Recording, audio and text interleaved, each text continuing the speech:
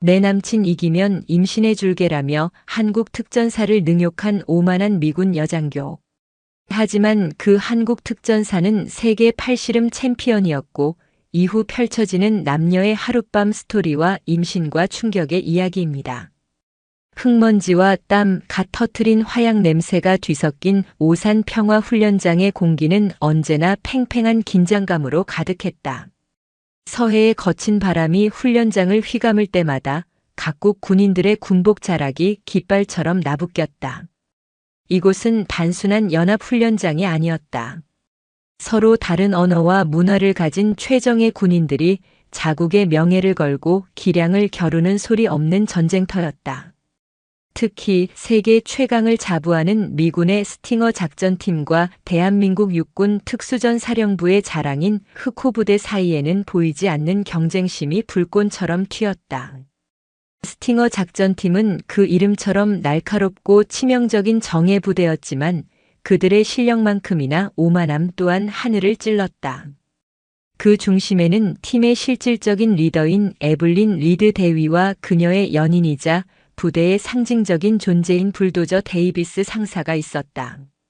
금발을 단정하게 묶어 올린 에블린 대위는 얼음장같이 차가운 눈빛과 날카로운 턱선을 가진 지휘관이었다. 그녀의 지휘는 빈틈이 없었고 판단은 언제나 냉철했다. 하지만 그녀의 입에서 나오는 말들은 종종 동맹군인 흑호부대원들의 가슴에 비수처럼 꽂혔다. 한국군의 장비는 아직도 구시대의 유물 같군. 이런 걸로 실전이 가능하긴 한가. 전술의 기본은 힘의 우위다. 변칙적인 움직임에 의존하는 건 힘이 부족하다는 증거일 뿐이지. 그녀의 말에는 동맹에 대한 존중보다는 일방적인 평가와 무시가 섞여 있었다. 그녀의 곁에는 언제나 거대한 산 같은 데이비스 상사가 있었다. 2미터에 가까운 키와 터질 듯한 근육을 가진 그는 살아있는 무기 그 자체였다. 그의 별명 불도저는 단순히 그의 덩치 때문에 붙은 것이 아니었다. 훈련장의 모든 장애물과 대항군을 그야말로 밀어붙여버리는 그의 압도적인 힘을 상징했다. 특히 그의 팔은 웬만한 성인 남자의 허벅지만 한 굵기를 자랑했고 그 팔로 훈련장 내에서 열리는 비공식 팔씨름 대회에서 단 한 번도 패배한 적이 없었다. 그는 흑호부 대원들을 볼 때마다 경멸적인 미소를 지으며 자신의 이두박근을 과시하곤 했다. 흑호부 대원들은 분통이 터졌지만 섣불리 나설 수 없었다. 연합훈련의 목적은 협력과 우호 증진이었고 개인적인 감정으로 이를 그르칠 수는 없었다.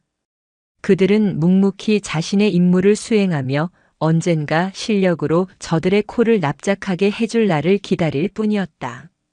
그 흑호부대원들 중에서도 유독 눈에 띄지 않는 병사가 있었다.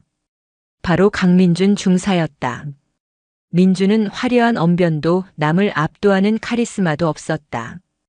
그는 언제나 부대의 가장 후미에서 조용히 자신의 장비를 점검하고 훈련이 시작되면 그림자처럼 움직여 맡은 바 임무를 완벽하게 해냈다.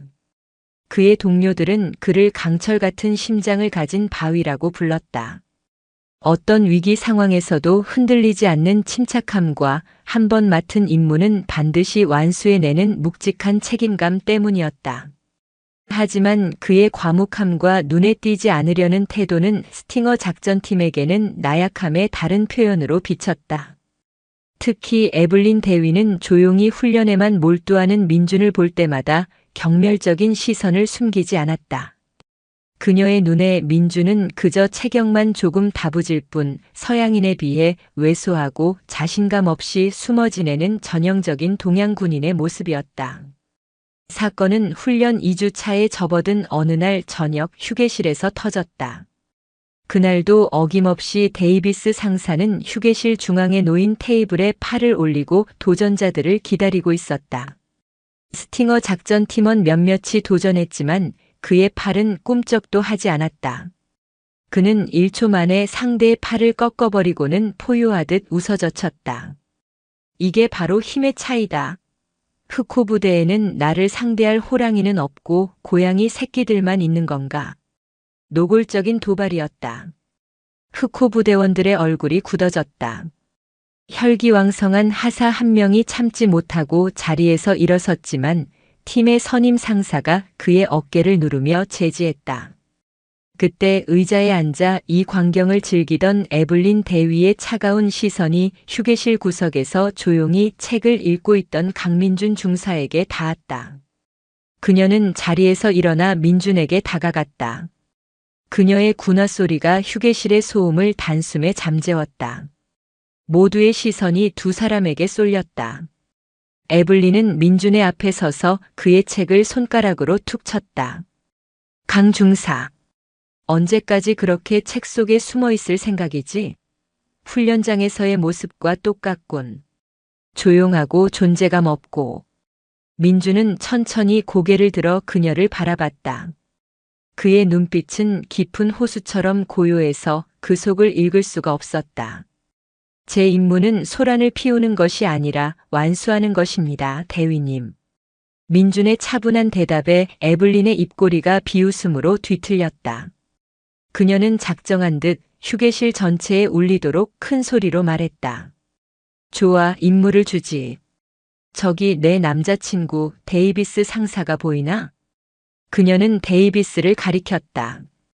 데이비스는 의기양양하게 팔뚝에 힘을 주며 민준을 향해 조롱 섞인 미소를 보냈다. 내가 만약 저 불도저를 팔씨름으로 이긴다면 내가 아주 특별한 상을 주지. 에블린은 잠시 말을 멈추고 민준의 눈을 똑바로 응시하며 상상조차 할 수 없는 경악스러운 말을 내뱉었다. 내 남자친구를 이기면 내가 내 아이를 임신해주지. 순간 휴게실의 공기가 얼어붙었다. 흑호 부대원들은 물론 스팅어 작전 팀원들조차 자신들의 귀를 의심했다. 한 여성 장교가 그것도 동맹군 병사에게 할 수 있는 말이라고는 도저히 믿을 수 없는 지독한 모욕이었다. 그것은 단순한 도발을 넘어 한 인간의 인격과 명예, 그리고 그가 속한 국가 전체를 짓밟는 언어 폭력이었다. 에블린은 민준의 얼굴이 분노로 일그러지거나 당황해서 어쩔 줄 몰라 하는 모습을 기대했다. 하지만 민준의 표정에는 아무런 변화가 없었다. 그는 여전히 고요한 눈빛으로 그녀를 바라볼 뿐이었다. 잠시 침묵이 흘렀다. 모두가 숨을 죽이고 민준의 다음 행동을 기다렸다. 민준은 천천히 읽던 책을 덮고 자리에서 일어섰다. 그는 에블린을 지나쳐 휴게실 중앙의 테이블로 걸어갔다. 그리고는 데이비스의 맞은편 의자에 조용히 앉았다. 소란스럽던 데이비스조차 민준의 예상 밖의 행동에 잠시 할 말을 잃었다. 민준은 테이블 위에 자신의 오른팔을 올려놓았다. 굵고 단단했지만 데이비스의 팔에 비하면 가늘어 보이기까지 했다. 그는 데이비스를 향해 나지막이 말했다. 만약 내가 진다면 남은 훈련 기간 동안 당신의 개가 되겠소. 당신이 시키는 건 뭐든지 하지. 그리고 그는 고개를 돌려 충격과 경멸이 뒤섞인 표정으로 자신을 바라보는 에블린 대위를 향해 말했다. 하지만 대위님, 명예를 걸고 한 약속은 반드시 지켜야 할 겁니다. 그의 목소리는 낮고 조용했지만 그 안에 담긴 무게는 휴게실 전체를 짓누르기에 충분했다. 그것은 분노의 포효보다 더 무서운 강철 같은 의지의 선언이었다. 오만과 편견이 부른 위험한 내기는 그렇게 걷잡을 수 없는 파국의 시작을 알리고 있었다. 휴게실의 공기는 팽팽하게 당겨진 활시위 같았다. 강민준 중사가 테이블에 팔을 올리고 자리를 잡자 모든 소음이 거짓말처럼 사라졌다. 사람들의 숨소리와 심장 박동 소리만이 웅웅거리며 공간을 채웠다. 미군들은 승리를 확신하는 조롱 섞인 미소를, 한국군들은 불안과 기대가 뒤섞인 굳은 표정을 짓고 있었다. 데이비스 상사는 거대한 몸을 의자에 깊숙이 묻으며 민준을 내려다봤다. 그의 눈에는 상대를 찢어발기기 직전의 맹수와 같은 잔혹한 자신감이 넘실거렸다. 동양에서 온 작은 친구, 지금이라도 무릎 꿇고 용서를 구하면 개가 되는 수모는 면하게 해주지. 내 가느다란 팔목이 부러지는 걸 보고 싶지는 않거든. 민주는 대답 대신 묵묵히 손을 뻗어 데이비스의 손을 잡았다. 데이비스의 손은 마치 두꺼운 가죽 장갑을 낀 것처럼 거대하고 딱딱했다. 그 손이 민준의 손을 감싸 쥐자 마치 팬치를 문 것처럼 강력한 악력이 느껴졌다. 하지만 민준의 손은 조금도 흔들리지 않았다. 그는 차가운 바위처럼 데이비스의 힘을 묵묵히 받아내고 있었다. 에블린 대위는 팔짱을 낀 채 조금 떨어진 곳에서 이 광경을 지켜보고 있었다. 그녀의 입가에는 여전히 비웃음이 걸려 있었지만 그 눈동자 깊은 곳에서는 미세한 불안감이 피어오르고 있었다. 저 동양인 병사, 무언가 이상했다. 보통 사람이라면 데이비스의 기세와 악력에 눌려 시작하기도 전에 전의를 상실했을 것이다. 하지만 그는 너무나도 평온했다. 마치 폭풍의 눈 한가운데 서 있는 사람처럼. 심판 역할을 맡은 미군 병사가 두 사람의 어깨가 테이블과 수평을 이루는지 확인하고 손의 위치를 조정한 뒤 외쳤다. 준비. 시작. 시작 신호가 떨어지자마자 데이비스는 불도저라는 별명에 걸맞게 온몸의 체중을 실어 민준의 팔을 찍어 눌렀다. 그의 목과 팔에 핏줄이 터질 듯 솟아올랐고 으르렁거리는 소리가 그의 입에서 터져나왔다. 민준의 팔이 순식간에 테이블 쪽으로 기울었다. 패배까지 불과 몇 센티미터, 손가락 한마디 정도의 거리밖에 남지 않았다. 끝났다. 역시 불도저야. 미군들 사이에서 환호성이 터져나왔다. 흑호 부대원들은 차마 눈을 뜨고 보지 못한 채 고개를 숙였다. 에블린은 역시나 하는 표정으로 옅은 미소를 지었다. 모든 것이 그녀가 예상한 대로 흘러가고 있었다. 하지만 바로 그 순간이었다. 패드를 향해 곤두박질 치던 민준의 팔이 마치 땅속 깊이 뿌리를 내린 거목처럼 그 자리에서 멈췄다. 더 이상 조금도 기울어지지 않았다. 데이비스는 당황했다. 그는 다시 한번 힘을 짜내 민준의 팔을 누르려 했지만 민준의 팔은 보이지 않는 강철 벽에 막힌 것처럼 꿈쩍도 하지 않았다. 오히려 시간이 지날수록 자신의 손을 잡고 있는 민준의 소나기 힘이 점점 더 강해지는 것이 느껴졌다. 단순한 악력이 아니었다. 힘줄과 뼈마디 하나하나가 유기적으로 맞물려 돌아가며 쇠사슬처럼 그의 손을 올가매는 듯한 기묘한 힘이었다. 민준은 눈을 감고 있었다. 그의 이마에는 땀방울이 송골송골 맺혔지만 표정은 놀랍도록 평온했다. 그의 머릿속에는 과거의 기억들이 주마등처럼 스쳐 지나가고 있었다. 그는 대한민국 팔씨름 국가대표였다. 타고난 힘과 강인한 정신력으로 국내를 제패하고 세계 챔피언을 꿈꾸던 청년이었다.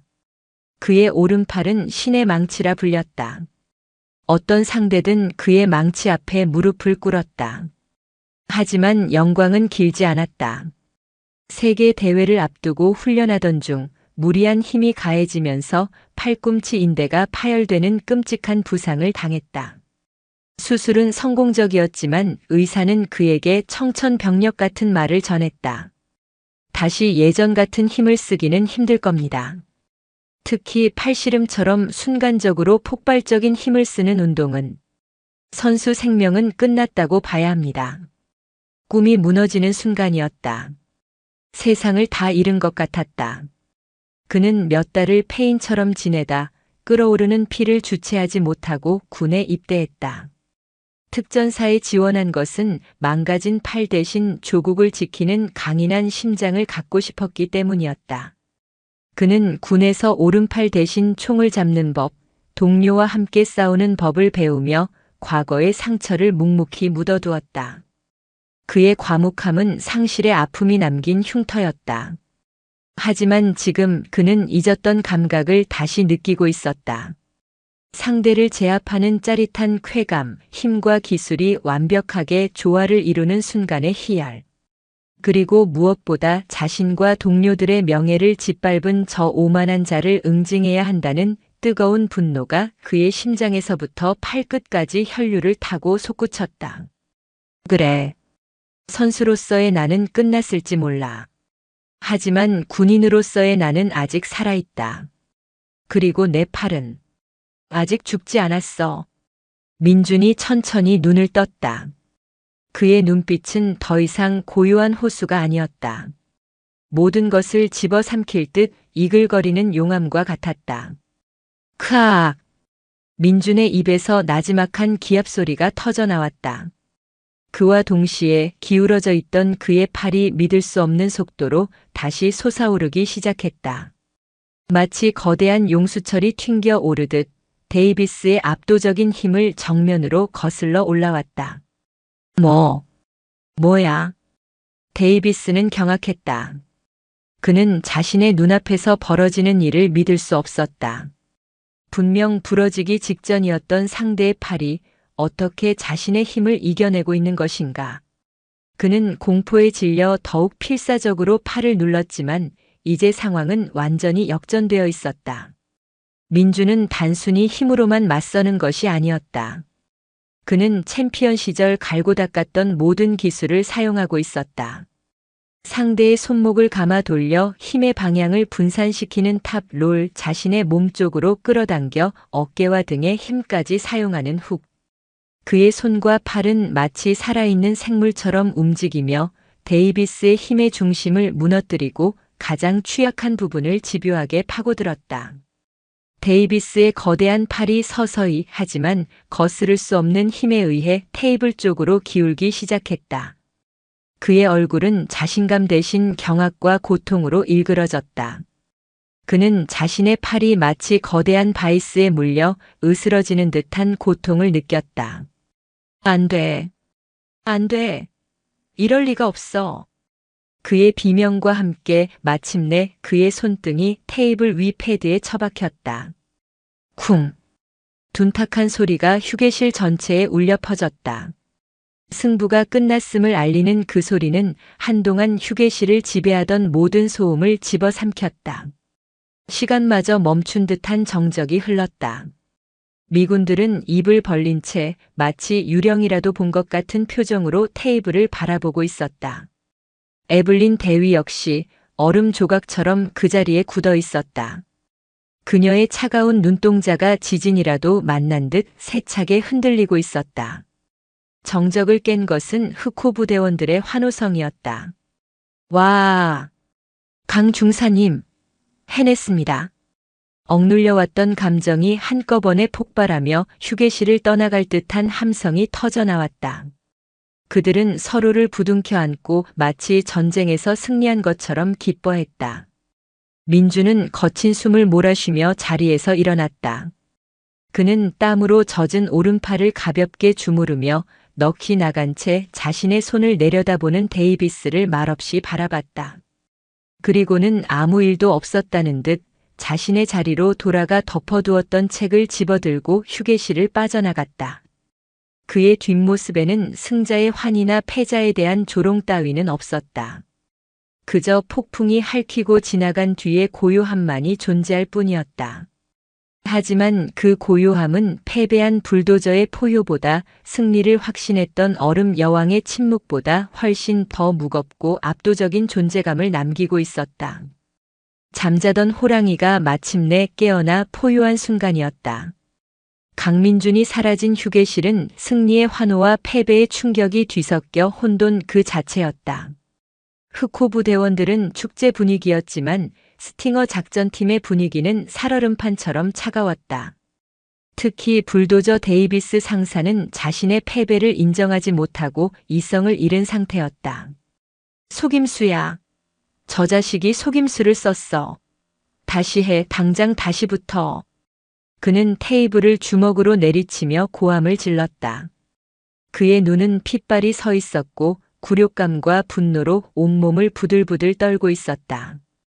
팀원들이 그를 말렸지만 그는 미친 사람처럼 날뛰며 민준이 나간 문을 향해 욕설을 퍼부었다. 그의 오만했던 자신감은 산산조각 났고 남은 것은 비참한 패배자의 발악뿐이었다. 그 혼란의 중심에서 에블린 리드 대위는 홀로 시간 속에 갇힌 듯 미동도 없이 서 있었다. 그녀의 머릿속은 복잡한 생각들로 뒤엉켜 있었다. 강민준이 이겼다. 그 왜소해 보이던 동양인 병사가 부대의 상징이었던 불도저를 꺾었다.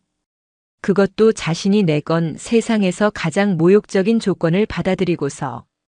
그녀는 민준의 마지막 눈빛을 잊을 수 없었다. 승리에 도취되지도 상대를 조롱하지도 않던 그 고요한 눈빛.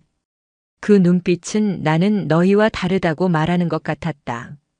힘을 과시하고 상대를 짓밟는 것을 승리라 여기는 자신들과는 근본적으로 다른 내면의 무언가를 가진 사람. 그녀는 난생 처음으로 두려움과 비슷한 감정을 느꼈다.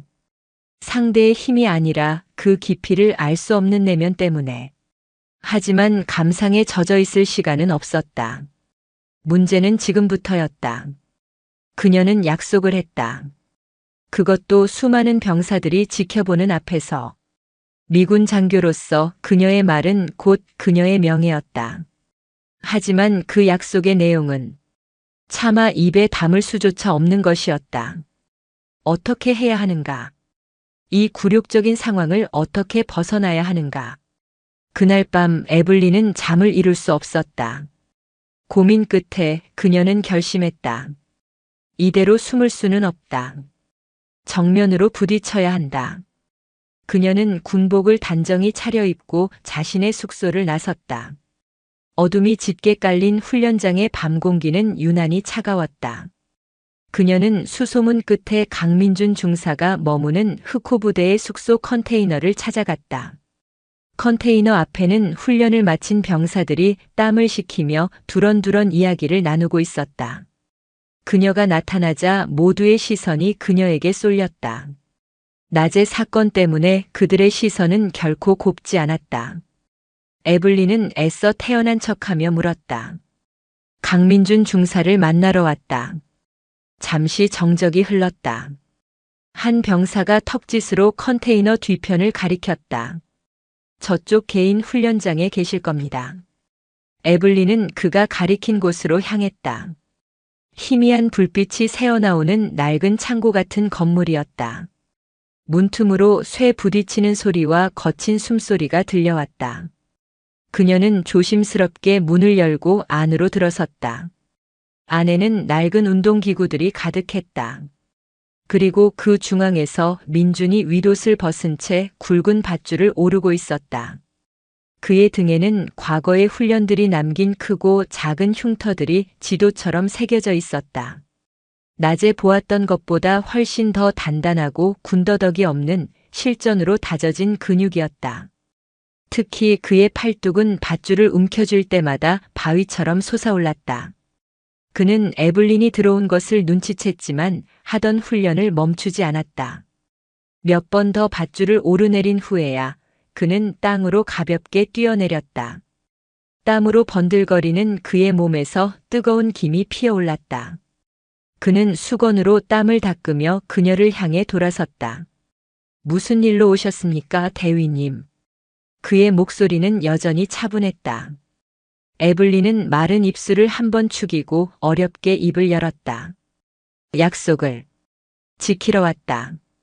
그녀는 스스로 무슨 말을 하는지 알면서도 다른 말을 찾을 수가 없었다.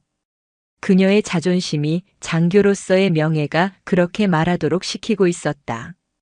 민준의 시선이 잠시 그녀의 얼굴에 머물렀다. 그의 눈에는 어떤 경멸이나 욕망도 담겨 있지 않았다. 그는 그저 지친 사람을 바라보는 듯한 연민의 눈빛으로 그녀를 볼 뿐이었다.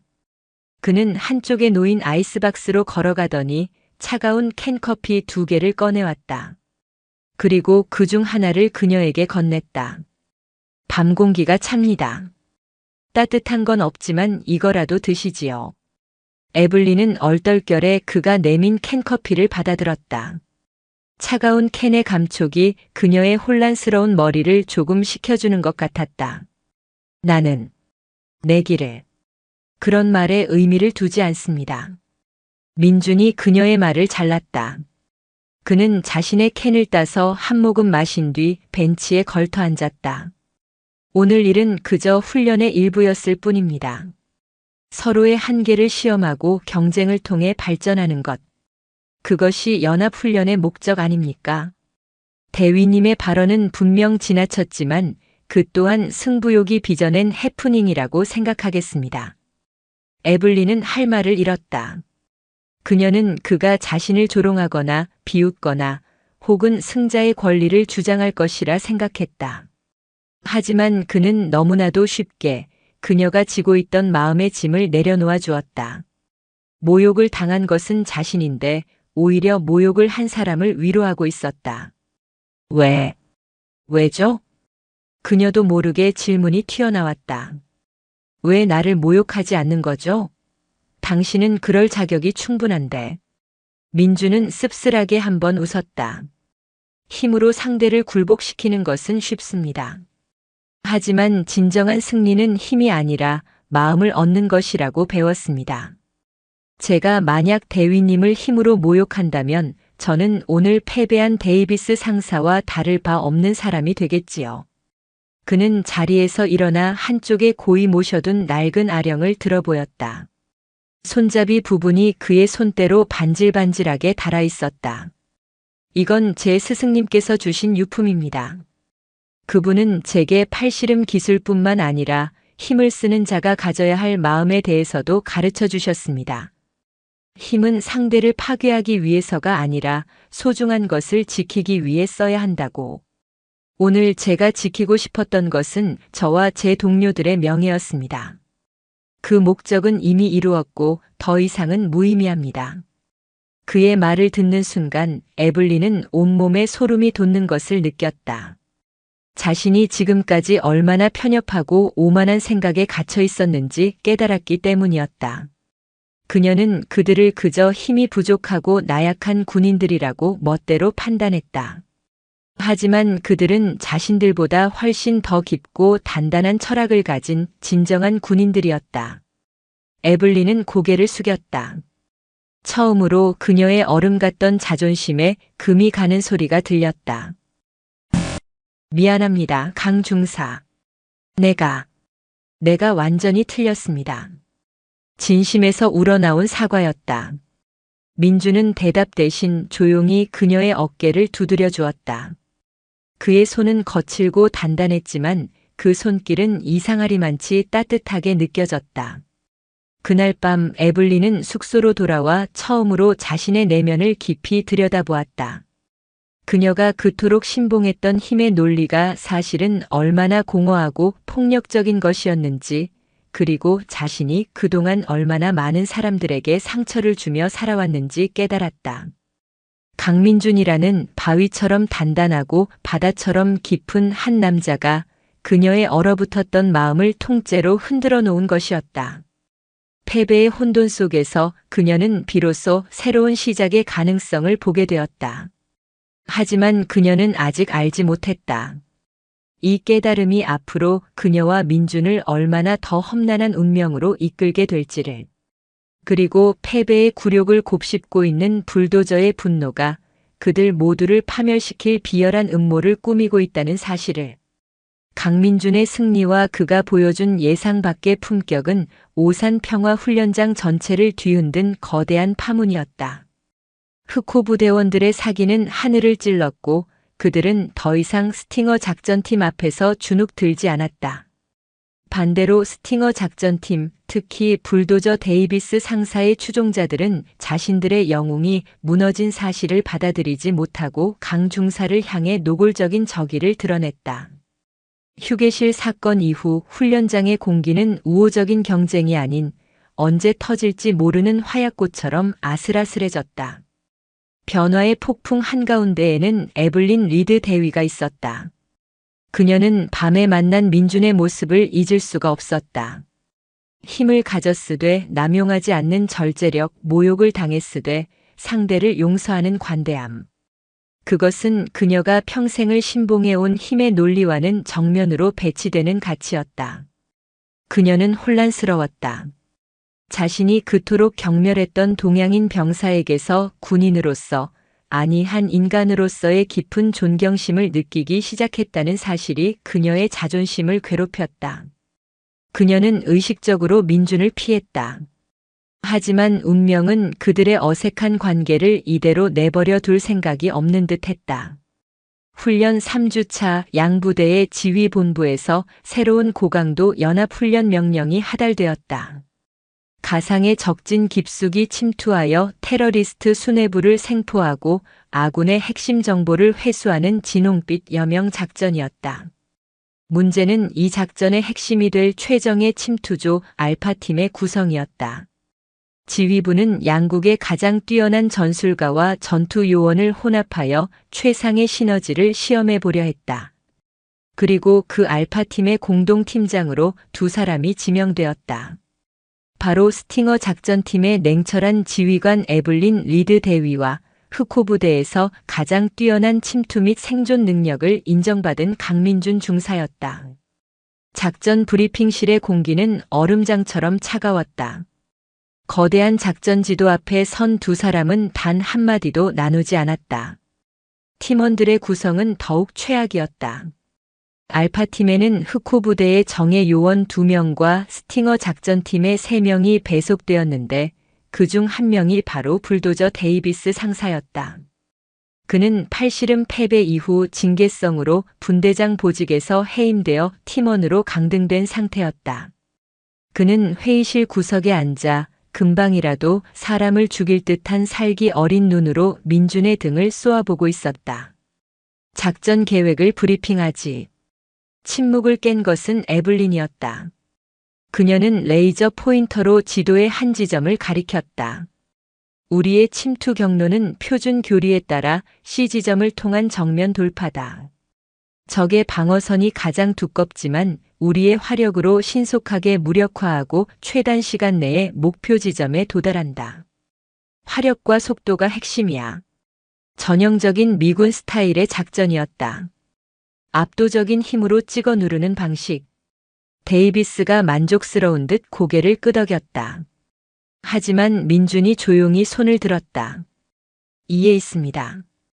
에블린의 미간이 좁아졌다. 말해보지 강 중사. C지점은 적의 함정일 가능성이 높습니다. 적 수뇌부는 자신들의 방어선이 뚫릴 것을 대비해 그곳에 모든 폭발물과 매복조를 집중시켰을 겁니다. 그들의 목적은 우리가 아니라 우리가 가진 핵심 정보입니다. 우리가 화력에 집중하는 순간 고립되어 전멸할 수 있습니다. 그럼 대안은? 민준은 레이저 포인터를 넘겨받아 지도 위에 험준한 산악지대와 이어진 좁은 수로를 가리켰다. 디오 지점입니다. 지도상에는 없는 폐수로입니다. 적의 경계가 가장 허술한 곳이지만 침투 난이도는 최상입니다. 좁은 통로와 예상치 못한 장애물로 가득할 겁니다. 속도는 느리겠지만 우리는 단 한 발의 총성도 없이 목표물의 심장부에 도달할 수 있습니다. 에블린은 어이가 없다는 듯 코웃음을 쳤다. 폐수로라고. 중사, 이건 잠입놀이가 아니야. 실전이다. 그런 비좁고 더러운 곳에서 시간을 낭비하다가 적에게 발각되면 우린 도간에 든 쥐 신세가 돼. 내 계획대로 진행한다. 힘으로 뚫는 것이 가장 확실해. 대위님의 방식은 희생을 전제로 한 도박입니다. 제 방식은 희생을 최소화하는 확률입니다. 두 사람의 시선이 허공에서 불꽃처럼 부딪혔다.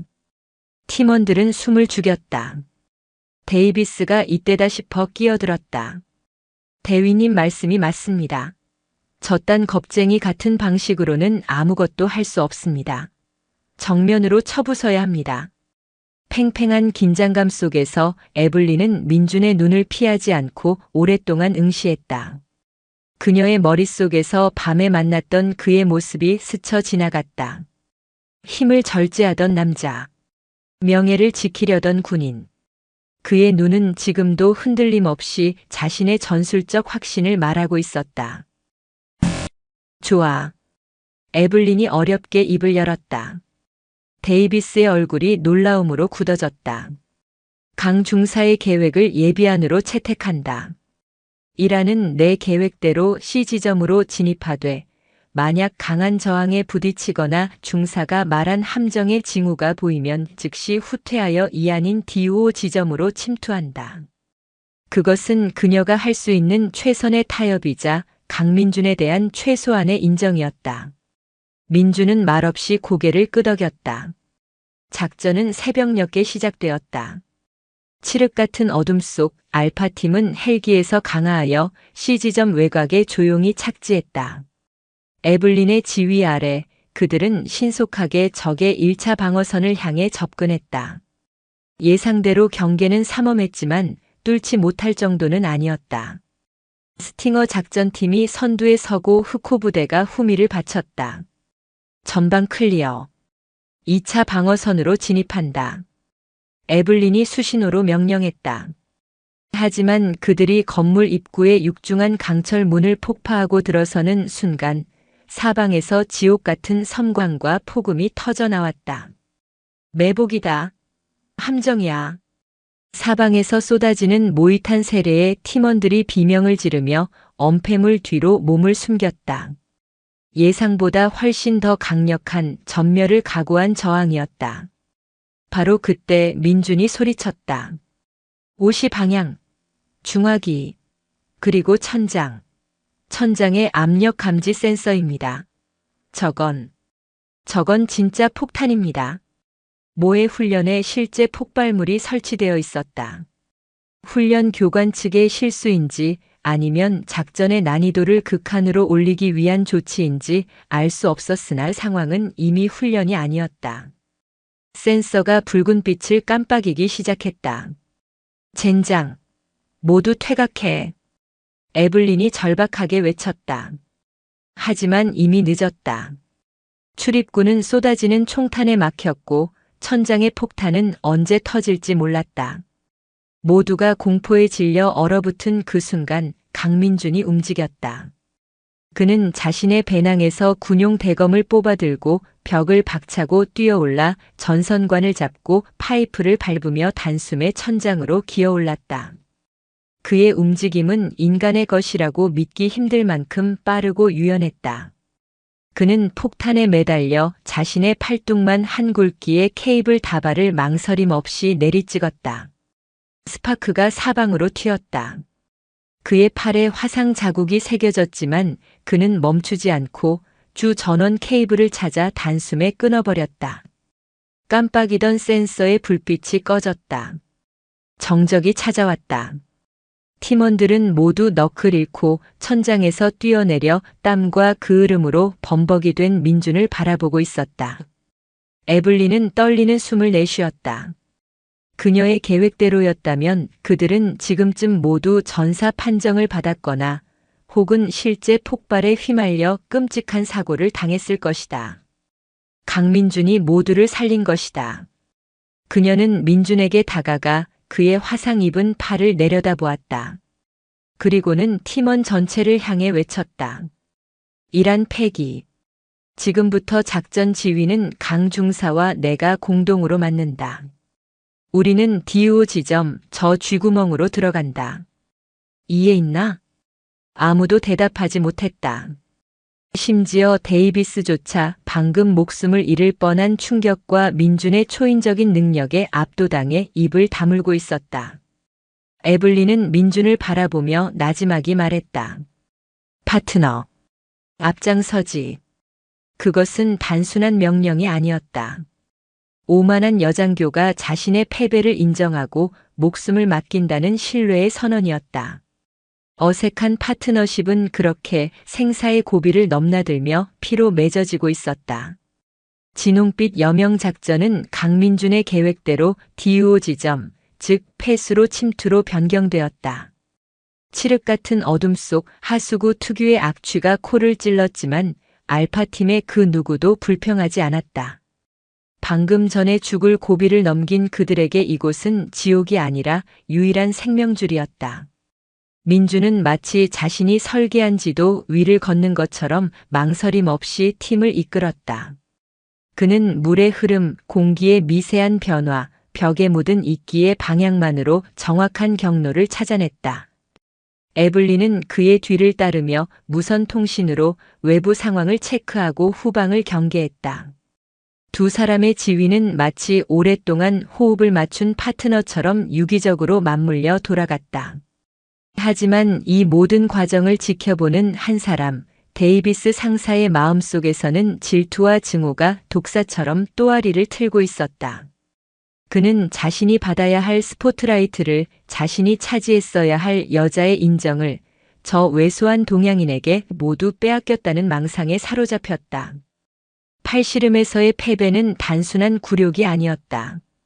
그것은 그의 존재 자체를 부정한 사건이었고, 방금 전 민준이 폭탄을 해체하며 영웅이 되는 모습은 그 분노에 기름을 부었다. 저놈을 이대로 둘 수 없어. 저놈만 사라진다면 모든 것이 제자리로 돌아올 거야. 에블린도 부대의 명예도 전부 다. 악마 같은 생각이 그의 머릿속을 지배하기 시작했다. 그는 기회를 노렸다. 몇 시간을 기어간 끝에 그들은 마침내 폐수로를 벗어나 목표 건물 지하의 기계실에 도달했다. 적의 핵심부였다. 작전은 순조롭게 진행되는 듯 했다.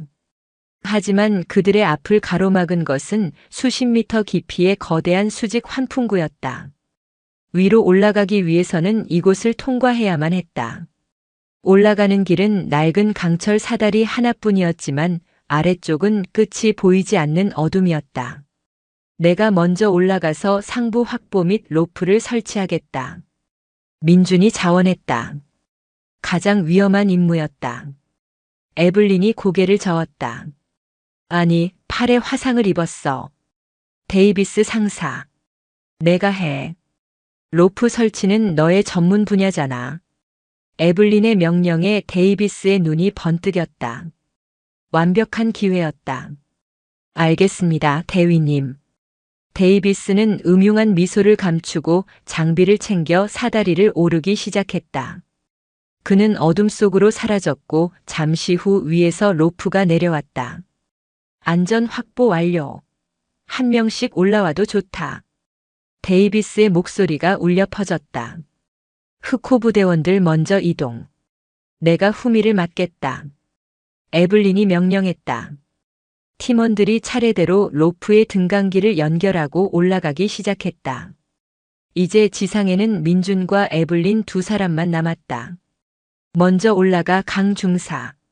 난 내가 위에서 안전을 확보해 주는 게 더 믿음직스러우니까. 에블린이 농담처럼 말했다. 그녀의 얼굴에는 이전의 냉기는 사라지고 파트너에 대한 옅은 미소가 어려 있었다. 민준도 가볍게 고개를 끄덕이고는 로프에 자신의 하네스와 등강기를 연결했다. 그는 자신의 안전 장비를 다시 한번 꼼꼼히 점검했다. 모든 것이 완벽했다. 그는 벽을 딛고 힘차게 오르기 시작했다. 수직으로 솟은 환풍구를 10m쯤 올랐을 때였다. 민준은 문득 이상한 낌새를 느꼈다. 로프가 팽팽하게 당겨지는 것이 아니라 어딘가 미세하게 미끄러지는 듯한 느낌이 들었다. 이상하다. 앵커가 불안정한가? 그가 고개를 들어 위를 올려다보는 순간이었다. 어둠 속에서 데이비스가 그를 내려다보며 광기 어린 미소를 짓고 있었다. 그리고 그의 손에는 날카로운 대검이 들려 있었다. 이게 다 너 때문이야, 이 원숭이 새끼. 데이비스는 민준을 지탱하고 있던 로프를 향해 대검을 내리찍었다. 안 돼. 아래에서 그 광경을 목격한 에블린이 절규하듯 소리쳤다. 지지직 하는 섬뜩한 소리와 함께 생명줄이었던 로프가 끊어졌다. 민준의 몸이 허공으로 내던져졌다. 중력이 그의 몸을 칠흑 같은 심연 속으로 끌어당기기 시작했다. 추락하는 찰나의 순간 민준의 눈에 자신을 향해 절박하게 손을 뻗는 에블린의 모습이 슬로우 모션처럼 박혀들었다.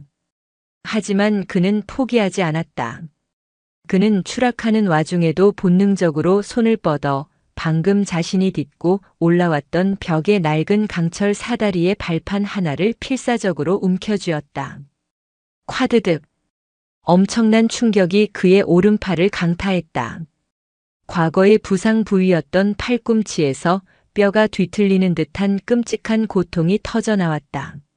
하지만 그는 이를 악물고 버텼다. 그의 몸은 수십 미터 허공에 오직 한 팔로, 그것도 부상당했던 그 오른팔 하나로 위태롭게 매달려 있었다. 그의 팔뚝에 핏줄이 터져 붉은 피가 흘러내리기 시작했다. 고통으로 시야가 흐려졌다. 그는 자신이 얼마나 더 버틸 수 있을지 알 수 없었다. 아래에서는 에블린의 절박한 외침이, 위에서는 데이비스의 미친 듯한 웃음소리가 울려 퍼졌다. 그림자 속에 숨어있던 칼날이 마침내 그의 심장을 향해 이빨을 드러낸 순간이었다. 시간이 멈춘 듯 했다. 강민주는 수십 미터 허공에 한 팔로 매달려 있었다. 부상당했던 오른팔은 이미 감각을 잃어가고 있었고 뼈를 깎는 듯한 고통이 뇌수를 파고들었다. 손가락 마디마디가 찢어지는 것 같았지만 그는 놓을 수 없었다. 놓는 순간 죽음이었다. 이마에서 흘러내린 땀과 피가 뒤섞여 눈을 가렸고 그의 거친 숨소리만이 칠흑 같은 환풍구 안을 울렸다. 하하, 버텨봐. 어디까지 버틸 수 있는지 보자고. 내 놈이 그토록 자랑스러워하던 그 팔로. 위에서 데이비스의 광기 어린 조롱이 쏟아졌다. 그는 로프를 끊는 것만으로는 분이 풀리지 않는 듯 민준이 고통 속에서 서서히 죽어가는 모습을 즐기고 있었다. 데이비스, 이 미친 새끼. 당장 그를 끌어올려. 아래에서 에블린이 소리쳤다. 하지만 그녀의 목소리는 절망으로 떨리고 있었다. 그녀에게는 위로 올라갈 방법이 없었다. 유일한 로프는 데이비스가 장악하고 있었다. 싫은데? 대위님. 저놈만 사라지면 우린 다시 예전으로 돌아갈 수 있어. 당신은 저놈에게 속고 있는 거야. 저놈이 당신을 홀렸다고. 데이비스의 외침은 이미 정상이 아니었다. 상황을 깨달은 위쪽의 다른 팀원들이 데이비스를 제압하려 했지만 그는 이미 환풍구 입구에 총구를 겨누고 있었다.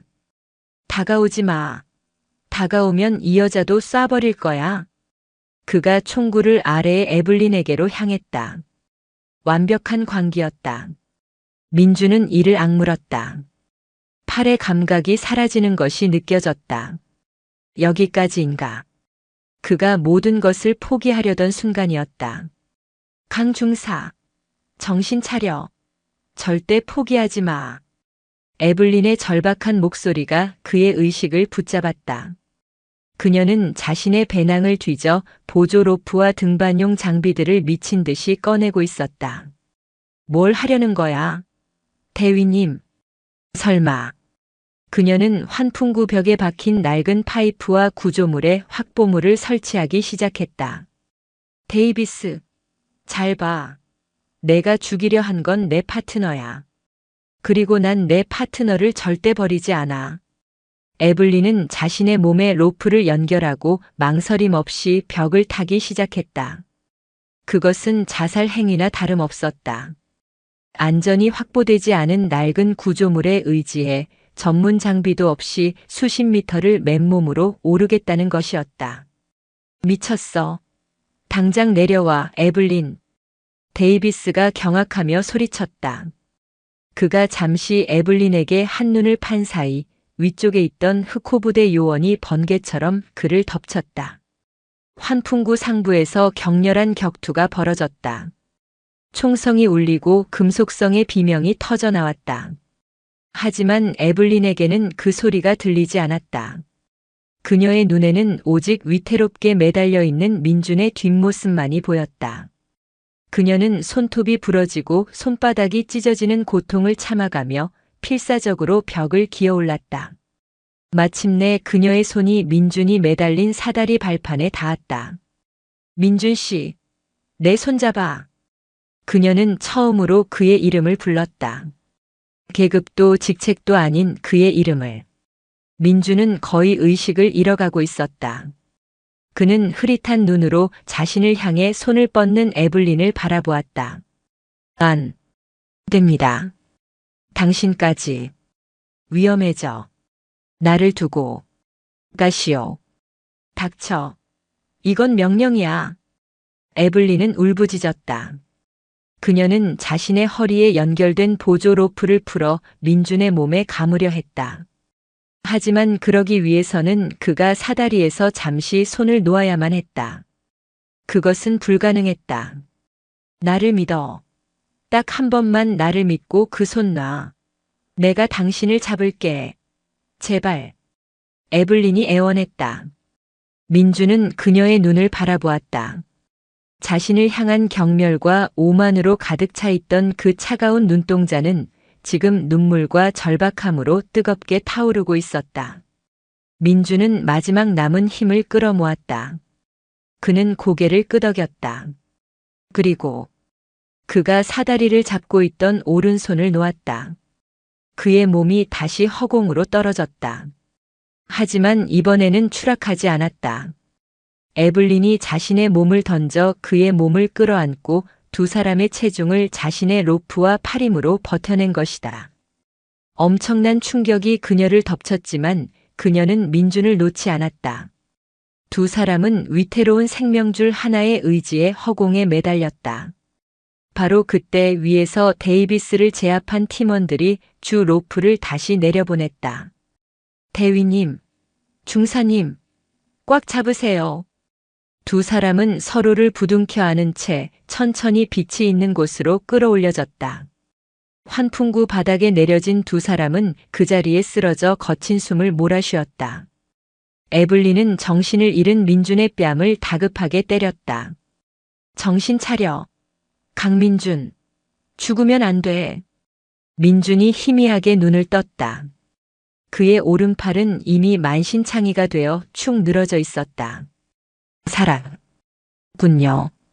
고맙습니다, 대위님. 그 말을 끝으로 그는 다시 의식을 잃었다. 데이비스는 현장에서 즉시 체포되었다. 훈련 중 동료 살해 미수. 그것은 훈련장을 발칵 뒤집어 놓을 최악의 스캔들이었다. 에블린은 의무병에게 민준을 맡기고 헌병대에게 끌려가는 데이비스의 앞을 막아섰다. 그녀는 차갑게 식은 눈으로 그를 바라보며 말했다. 넌 군인이 아니야. 그저 힘자랑에 미친 살인자일 뿐이지. 그녀는 데이비스의 가슴에 붙어있던 스팅어 작전팀의 패치를 거칠게 뜯어냈다. 그것은 그녀가 과거에 신봉했던 모든 오만함과의 결별을 고하는 의식이자 자신을 구원한 파트너에게 바치는 피로 물든 경이었다. 신뢰라는 이름의 밧줄은 그렇게 두 사람의 운명을 다시 한번 굳게 묶어놓고 있었다. 불도저 데이비스 상사의 현장 체포는 오산 평화훈련장 전체를 마비시킨 핵폭탄이었다. 훈련 중 동료 살해 미수, 그것도 동맹군 병사를 상대로 한 계획적인 범죄. 이는 두 나라의 군사 동맹 자체를 뿌리부터 뒤흔들 수 있는 최악의 스캔들이었다. 진홍빛 여명 작전은 그 자리에서 즉시 중단되었고 훈련장은 외부와 완벽하게 차단되었다. 철조망 너머로 양국의 헌병대와 최고 위급 감찰 장교들이 쉴 새 없이 드나들기 시작했다. 강민준 중사는 헬기에 실려 기지 내 군 병원으로 긴급 후송되었다. 그의 상태는 심각했다. 추락의 충격을 한 팔로 버텨내는 과정에서 과거 부상을 입었던 오른팔의 인대와 근육이 회복 불가능할 정도로 파열되고 말았다. 응급수술이 진행되는 동안 수술실 밖의 붉은 등만이 그의 위태로운 상태를 알리고 있었다. 흑호 부대원들은 침통한 표정으로 수술실 앞을 지켰고 소식을 들은 부대장은 모든 일정을 취소하고 한달음에 달려왔다. 사건의 또 다른 중심축인 에블린 리드 대위의 상황도 좋지 못했다. 그녀는 민준을 구한 영웅인 동시에 이 모든 사태의 원인을 제공한 지휘관이자 핵심 증인이었다. 그녀는 외부와의 접촉이 완벽히 차단된 독방에 가까운 숙소에 격리되어 양국 감찰 장교들의 끝없는 합동신문을 받아야 했다. 리드 대위. 솔직하게 말해. 강민준 중사와의 관계는 뭐지? 차가운 금속 책상을 사이에 두고 미군 감찰본부에서 파견된 100발의 대령이 그녀를 쏘아붙였다. 내기에서 시작된 부적절한 관계가 이번 사태의 발단이 된 것 아닌가. 내가 데이비스 상사를 자극했고 그가 질투심에 눈이 멀어 범죄를 저지른 것일 수도 있어. 그것은 명백한 책임 전가이자 사건의 본질을 치적 문제로 몰아가려는 비열한 신문이었다. 그들은 데이비스라는 미군의 치부를 덮기 위해 에블린과 민준을 희생양으로 삼으려 했다. 만약 여기서 그녀가 조금이라도 흔들린다면 그녀의 군 생활은 물론 민준의 명예까지 더럽혀질 터였다. 에블린은 지친 눈을 들어 대령을 똑바로 응시했다. 그녀의 눈빛은 더 이상 과거의 오만함이 아니었다. 그것은 모든 것을 잃을 각오를 한 자의 단호함이었다. 틀렸습니다, 대령님. 강 중사와 저 사이에는 어떤 부적절한 관계도 없습니다. 오직 군인 대 군인으로서의 신뢰와 존경만이 존재할 뿐입니다. 존경이라고? 대령이 코웃음을 쳤다. 내가 임신 따위의 말을 내뱉은 상대에게. 그렇습니다. 에블린의 목소리가 단호하게 신문실을 갈랐다.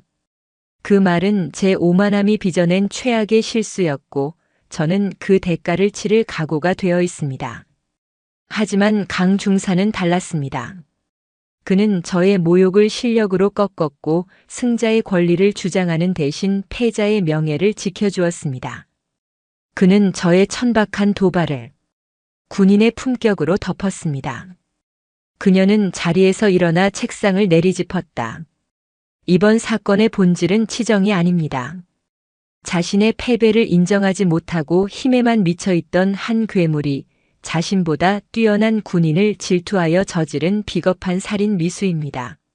데이비스 상사는 스팅어 작전팀의 수치이자 미군 전체의 불명예입니다. 하지만 강민준 중사는 제가 평생을 군에서 복무하며 만난 군인 중 가장 완벽한 군인이었습니다. 그는 자신의 목숨이 경각에 달린 순간에도 저를 먼저 걱정했고 폭탄 앞에서도 팀원들을 위해 망설임 없이 몸을 던졌습니다. 만약 이 사건을 덮기 위해 그의 명예에 조금이라도 흠집을 내려 한다면 저는 제 군복을 벗는 한이 있더라도 이 사실을 전 세계에 알릴 것입니다. 그녀의 절규에 가까운 외침에 노련한 감찰 대령조차 순간 할 말을 잃었다. 그녀는 자신의 모든 것을 걸고 진실을 그리고 민준을 지키기로 결심한 것이었다. 그 시각 수술을 마친 민준이 병실에서 희미하게 눈을 떴다. 가장 먼저 시야에 들어온 것은 천장처럼 하얀 붕대로 감긴 자신의 오른팔이었다. 감각이 없었다. 마치 자신의 몸이 아닌 무거운 쇠붙이를 매달아 놓은 것 같았다. 강 중사 정신이 드나? 흑호 부대장이 걱정스러운 얼굴로 그의 곁을 지키고 있었다. 부대장님, 여긴 군 병원이다. 수술은 잘 끝났지만 팔 상태가 좋지 않아. 부대장의 침통한 목소리에 민준의 심장이 차갑게 내려앉았다. 군의관이 말하길 팔꿈치 신경과 인대 손상이 너무 심각해서 다시는 예전처럼 정밀한 사격이나 격투 혹은 잔해 전문이던 팔씨름은 힘들 거라고 하네. 일상생활은 가능하겠지만 특전사로서의 임무 수행은 불가능하다고. 그것은 사형 선고였다. 민주는 아무 말도 하지 않았다. 그는 그저 감각 없는 자신의 오른팔을 멍하니 내려다볼 뿐이었다. 팔씨름 챔피언의 꿈을 앗아갔던 바로 그 팔. 피나는 재활 끝에 다시 총을 잡고 동료를 지키는 힘을 되찾았던 바로 그 팔. 이제 그 팔은 자신의 것이 아니었다. 그의 모든 것을 앗아간 데이비스에 대한 분노보다 다시 한번 모든 것을 잃었다는 절망감이 그의 온몸을 덮쳤다. 양국 지휘부는 신속하게 결정을 내렸다. 사건의 확대를 막기 위해 두 사람은 즉각적인 격리 조치에 들어갔다. 에블린은 지휘 계통을 무시하고 독단적으로 행동했다는 이유로 숙소에 무기한 대기 발령 및 근신 처분을 받았다. 민주는 추가 치료 및 조사를 명목으로 1인실에 격리되었고 부대원들의 면회조차 엄격히 통제되었다. 폭풍의 여파는 두 사람을 갈라놓았다. 함께 생사의 고비를 넘었지만 그들은 이제 철저히 고립되었다. 에블린은 창밖을 내다보며 자신 때문에 민준이 고통받고 있다는 죄책감에 시달렸고, 민준은 무너진 자신의 팔을 내려다보며 깊고 어두운 절망의 심연 속으로 빠져들고 있었다. 강민준의 병실은 완벽한 침묵 속에 잠겨 있었다. 빛 한 줄기 없는 깊은 바닷속처럼 시간의 흐름조차 느껴지지 않는 공간이었다. 그는 창밖을 내다보지도 찾아오는 동료들에게 문을 열어주지도 않았다. 그의 철심, 강철 같던 그의 마음이 녹슨 쇠처럼 부서져 내리고 있었다. 그에게 남은 것은 고통뿐이었다. 단순히 팔이 아픈 것이 아니었다. 자신의 정체성이 송두리째 뽑혀나간 고통이었다. 그는 매일 밤 악몽을 꾸었다. 팔씨름 테이블에서 데이비스의 얼굴이 자신을 비웃는 꿈, 환풍구 아래로 끝없이 추락하는 꿈. 그리고 꿈에서 깨어나면 어김없이 감각 없는 자신의 오른팔이 현실을 각인시켰다. 군의관은 그에게 재활 치료를 권했지만 그는 고개를 저었다. 무엇을 위한 재활입니까? 다시 총을 잡을 수도, 다시 동료들의 방패가 될 수도 없는데. 이 팔은 그냥 죽은 겁니다. 그의 눈은 살아있는 사람의 것이 아니었다. 모든 빛이 꺼진 텅 빈 잿더미였다. 그는 챔피언의 꿈이 꺾였을 때보다 더 깊은 절망에 빠졌다. 그때는 적어도 군인이라는 새로운 길이 있었지만 이젠 그 길마저 막혀버렸다. 그는 쓸모없는 존재가 되었다고 생각했다. 그의 절망이 깊어질수록 숙소에 갇힌 에블린의 고통도 커져만 갔다. 그녀는 민준의 상태를 전해 들었다. 그가 재활을 거부하고 모든 것을 포기한 채 스스로를 파괴하고 있다는 소식을. 그녀는 깨달았다. 데이비스가 파괴한 것은 민준의 팔이 아니라 그의 영혼이었다는 것을. 그리고 그 영혼을 이렇게 만든 책임의 일부는 오만한 내기를 제안했던 자신에게도 있음을 부정할 수 없었다. 이대로 그를 무너지게 둘 순 없어. 그녀는 결심했다. 자신의 군 생활이 여기서 끝장난다 해도 상관없었다. 자신을 믿어주고 자신을 구원해준 파트너를 이대로 잃을 수는 없었다. 그날 밤 훈련장 전체에 야간 통행 금지 사이렌이 울리고 모든 불이 꺼진 시간. 에블린은 자신의 숙소를 빠져나왔다. 그녀는 지난 몇 주간의 훈련을 통해 파악해둔 모든 감시 카메라의 사각지대와 경비병의 순찰로를 꿰고 있었다. 그녀는 마치 진홍빛 여명 작전을 수행하듯 그림자처럼 움직여 병원 건물에 잠입했다. 그녀가 마주한 마지막 관문은 민준의 병실 앞을 지키고 있는 한국군 헌병이었다. 헌병은 갑자기 어둠 속에서 나타난 미군 대위를 보고 경악하며 총을 겨누었다. 정지. 누구냐? 여긴 통제구역이다. 알아. 에블린은 두 손을 들어 올리며 천천히 다가갔다. 강민준 중사를 만나러 왔다. 딱 10분만. 아니 5분만 주게. 불가능합니다. 상부의 엄명입니다. 당장 돌아가지 않으면 규정대로 체포하겠. 그가 죽어가고 있어. 에블린의 목소리가 헌병의 말을 잘랐다. 그녀의 눈에는 눈물이 고여 있었다. 육체적으로가 아니라 영혼이 죽어가고 있다고. 저 안에서. 그를 이렇게 만든 건 내 동료였지만 그를 살릴 수 있는 건 어쩌면 나밖에 없을지도 몰라. 제발. 부탁하지. 한때 얼음 여왕이라 불리던 오만하기 짝이 없던 미군 대위가 동맹군 말단 헌병 앞에서 모든 자존심을 버리고 애원하고 있었다. 헌병은 그녀의 절박한 눈빛과 자신의 임무 사이에서 잠시 갈등했다. 그는 낮에 있었던 사건의 전말을, 그리고 강 중사가 부대의 영웅이라는 사실을 알고 있었다. 그는 잠시 망설이다 총을 내리고는 고개를 돌렸다. 5분입니다. 5분 뒤에 나는 순찰을 돌러 가야 하고 돌아왔을 때 대위님이 여기 있다면 나는 당신을 체포할 수밖에 없습니다.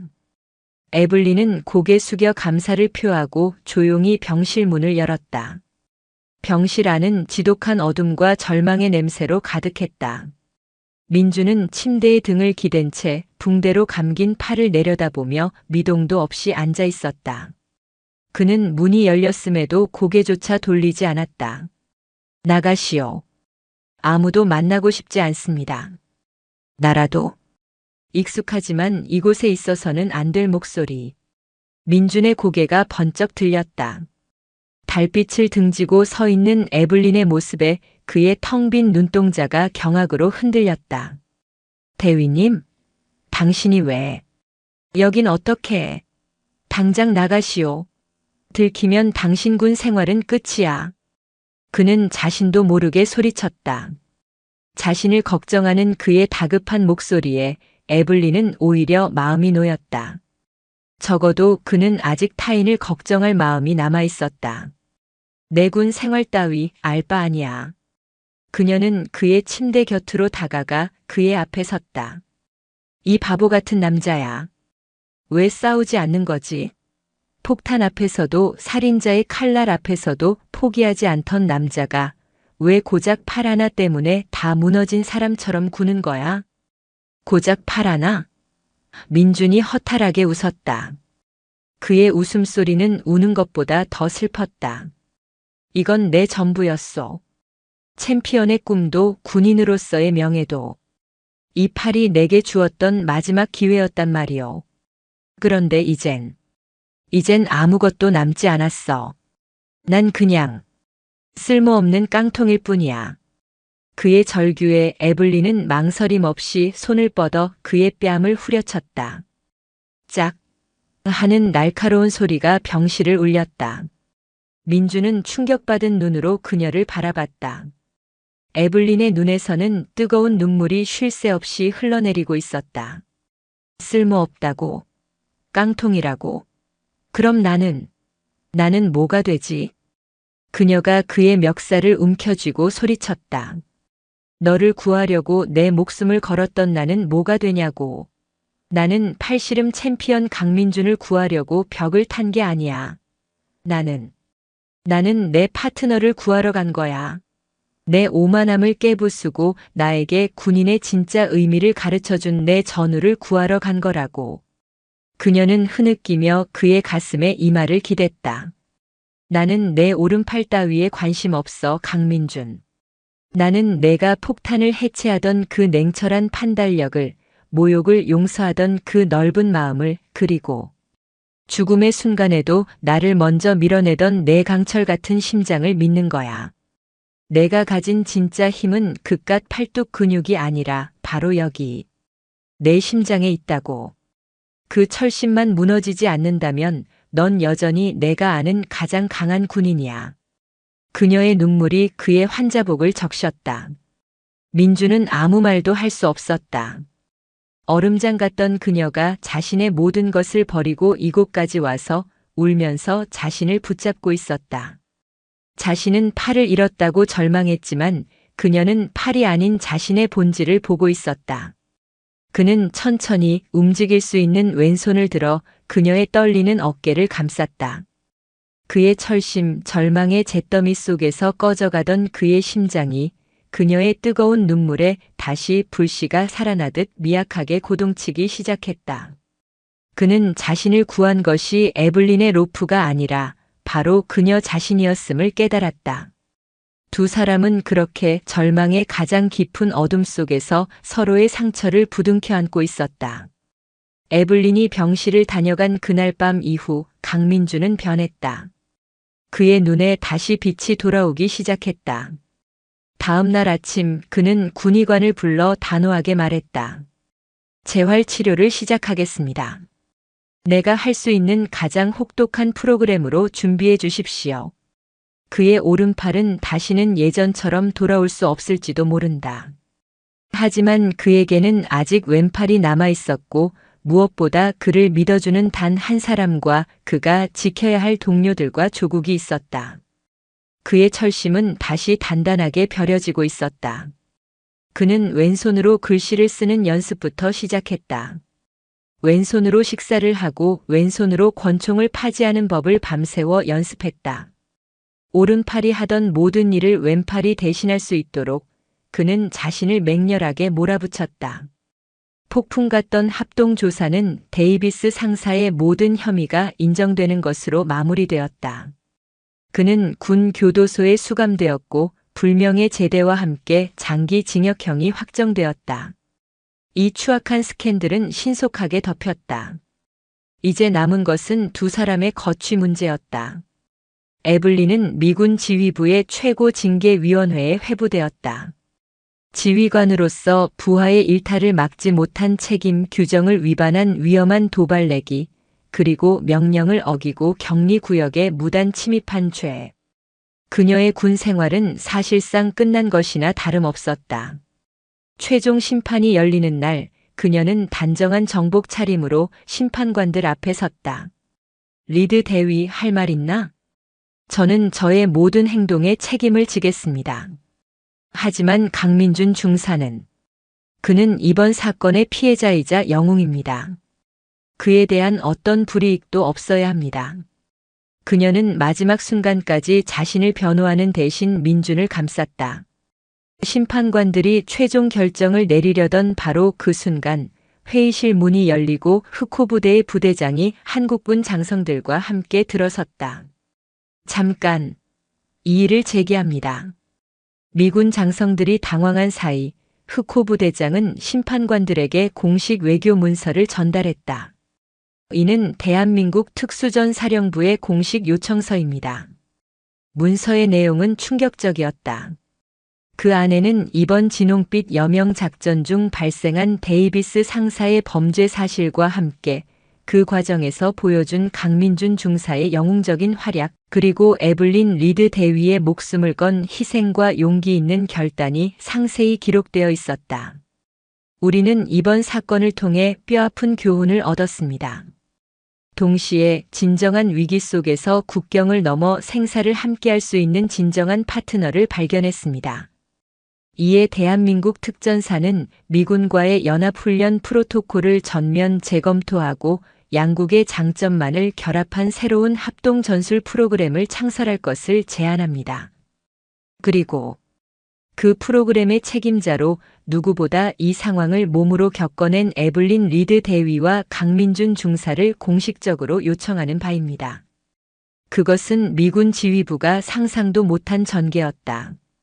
에블린을 징계하고 조용히 본국으로 송환하려던 그들의 계획은 한국군의 공식적인 인재 파견 요청이라는 외교적 카운터에 막혀버렸다. 그녀를 징계하는 것은 곧 한국군이 영웅이라 칭한 장교를 처벌하는 것이 되어 외교적 결례를 범하는 꼴이 되기 때문이었다. 결국 미군 지휘부는 이 요청을 받아들일 수밖에 없었다. 에블린은 징계 대신 한미 합동전술개발팀의 미측 책임 연락 장교라는 새로운 직책을 받아 한국에 남게 되었다. 같은 시각 민주는 흑호 부대장과 마주 앉아 있었다. 강 중사, 자네의 오른팔은 안타깝게 됐네. 하지만 부대장은 미소를 지으며 새로운 임명장을 내밀었다. 자네의 왼팔은 여전히 건재하고 무엇보다 자네의 머리와 심장은 그 어느 때보다 뜨겁지 않나. 자네는 진홍빛 여명 작전에서 적의 허를 찌르는 완벽한 침투로를 설계했어. 그 경험을 썩힐 순 없지. 오늘부로 자네를 특수전학교 전술교관으로 임명하네. 자네의 임무는 자네와 같은 철심을 가진 후배들을 길러내는 것이야. 그리고 부대장은 덧붙였다. 아, 그리고 자네의 첫 번째 임무는 꽤 골치 아플 거야. 미측에서 아주 까다로운 파트너가 한 명 올 예정이거든. 몇 달 후 특수전학교의 최신 전술 토의실. 재활을 마친 민준이 왼팔로 능숙하게 컴퓨터를 조작하며 새로운 훈련 시나리오를 점검하고 있었다. 그의 오른팔은 여전히 보조기를 차고 있었지만 그의 눈빛은 과거 어느 때보다도 강한 자신감으로 차 있었다. 그는 더 이상 오른팔에 의존하는 챔피언이 아니었다. 그는 자신의 모든 것을 활용하는 완성형 전술가로 거듭나 있었다. 토의실 문이 열리고 익숙한 목소리가 들려왔다. 보고가 늦었습니다. 신임 한미 합동 전술 개발팀 미측 책임 장교 에블린 리드 대위입니다. 강 교관님, 앞으로 잘 부탁드립니다. 그녀는 완벽한 한국어로 깍듯하게 경례를 붙였다. 과거의 그 오만하고 차가운 얼음 여왕이 아니었다. 따뜻한 미소를 머금은 신뢰할 수 있는 파트너였다. 민주는 자리에서 일어나 그녀의 경례를 왼손으로 받아쳤다. 환영합니다, 리드 대위. 우리의 새로운 전쟁은 이제부터 시작입니다. 두 사람의 시선이 허공에서 마주쳤다. 그들의 앞에는 넘어야 할 수많은 장벽과 편견이 남아있을 터였다. 하지만 두 사람은 더 이상 두렵지 않았다. 가장 깊은 절망 속에서 서로를 구원하고 하나의 운명으로 묶인 그들은 이제 그 어떤 적보다도 강한 하나의 팀이 되어 있었기 때문이다. 시간이 흘러 계절이 바뀌고 오산 평화훈련장의 흙먼지 위로 새싹이 돋아났다. 강민준 교관과 에블린 리드 대위가 이끄는 한미 합동 전술 개발팀은 단순한 연구 조직을 넘어 양국 군대에 새로운 바람을 불어넣는 혁신의 중심지가 되어 있었다. 강민준은 자신의 오른팔을 잃은 대신 수백 개의 팔과 다리를 얻었다. 그는 자신의 모든 경험을 쏟아부어 새로운 전술 시나리오를 설계했다. 그의 전술은 힘이 아니라 흐름을 중시했다.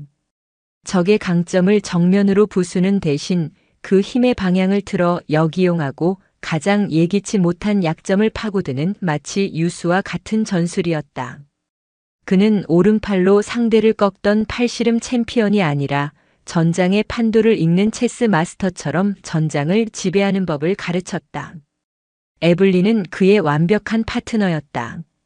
그녀는 민준의 혁신적인 전술을 미군의 표준 교리와 접목시켜 그 어떤 상황에서도 즉각 적용할 수 있는 실전 매뉴얼로 체계화했다. 또한 그녀는 양국 병사들 사이의 문화적 장벽을 허무는 심리적 가교 역할을 했다. 과거에 오만했던 얼음 여왕은 온데간데 없었다. 그녀는 훈련병들의 고충을 직접 들으며 함께 땀 흘렸고 특히 한국의 정문화를 이해하려 노력하며 팀원들을 하나의 가족처럼 묶었다. 두 사람이 육성한 베타팀은 흑호 부대와 스팅어 작전팀의 생존 요원들 중 가장 뛰어난 인재들로 재구성되었다. 그들은 더 이상 서로를 경쟁 상대로 보지 않았다. 그들은 강민준의 두뇌와 에블린의 심장을 공유하는 하나의 유기체였다. 하지만 그들의 혁신이 순탄하기만 한 것은 아니었다. 본토에서 파견된 미군 고위 장성들과 일부 보수적인 한국군 지휘관들은 여전히 그들의 방식을 의심의 눈초리로 바라봤다. 특히 부상으로 일선에서 물러난 교관과 스캔들의 중심에 섰던 여군 장교가 이끄는 이 실험적인 프로그램에 대한 불신은 깊었다. 마침내 그들의 성과를 최종적으로 검증할 운명의 날이 다가왔다. 양국 지휘부는 그들의 베타팀과 본토에서 급파된 미 육군 최정예 레인저 부대의 알파팀 간의 대규모 모의 시가전 훈련을 명령했다. 사실상의 최종 시험이었다.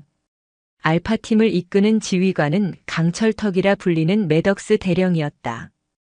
그는 실전 경험으로만 뼈가 굵은 전형적인 마초형 군인이었다. 그는 브리핑실에서 처음 만난 민준과 에블린을 노골적으로 훑어보았다. 소문으로만 듣던 환상의 파트너로군. 팔 하나 없는 교관과 말썽이나 피우던 여장교라. 이런 장난 같은 팀으로 우리 레인저를 상대하겠다. 연합훈련이 아니라 유치원 학예회겠지. 그의 오만함은 과거의 데이비스나 에블린을 능가하는 것이었다. 베타 팀원들의 얼굴이 굳어졌다. 하지만 민준과 에블린은 그저 조용히 서로를 바라보며 옅은 미소만 지을 뿐이었다. 그들은 이미 수없이 겪어온 편견이었다. 훈련은 거대한 시가전 훈련장에서 시작되었다. 목표는 도시 중심부에 억류된 가상의 고위 인사를 구출하는 것. 먼저 침투하는 쪽이 승리하는 방식이었다. 매덕스 대령의 알파팀은 예상대로 움직였다. 그들은 굉음과 함께 장갑차를 앞세워 도시의 주 진입로를 향해 무자비한 돌격을 시작했다. 압도적인 화력으로 눈앞에 보이는 모든 대항군을 쓸어버렸다. 그것은 힘과 속도에 기반한 과거 에블린이 신봉했던 바로 그 전술이었다. 역시 레인저야. 저 속도라면 2시간이면 목표 지점에 도달하겠군. 지휘본부의 모니터를 지켜보던 장성들이 감탄했다.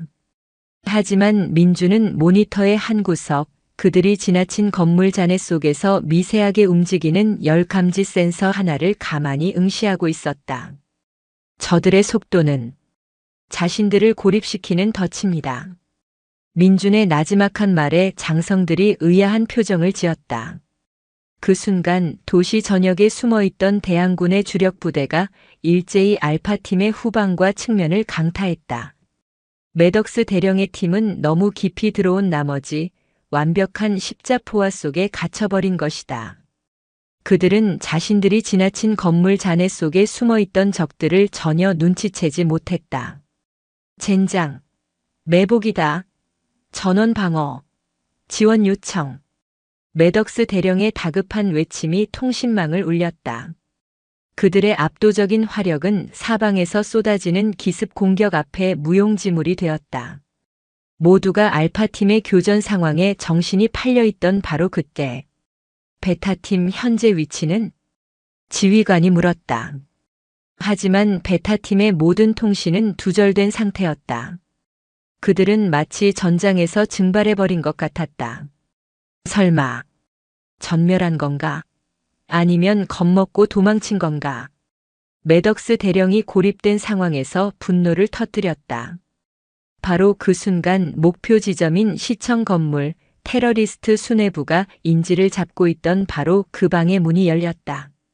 하지만 그곳에는 총을 든 군인이 없었다. 낡은 배관공 차림의 남자 2명과 청소부 복장을 한 여자 1명이었다. 누구냐 너희들은? 대항군 수장 목표 인물이 당황하며 총을 겨누었지만 이미 늦었다. 세 사람은 동시에 움직였다. 그들은 바로 강민준의 제자들, 베타팀의 핵심 요원들이었다.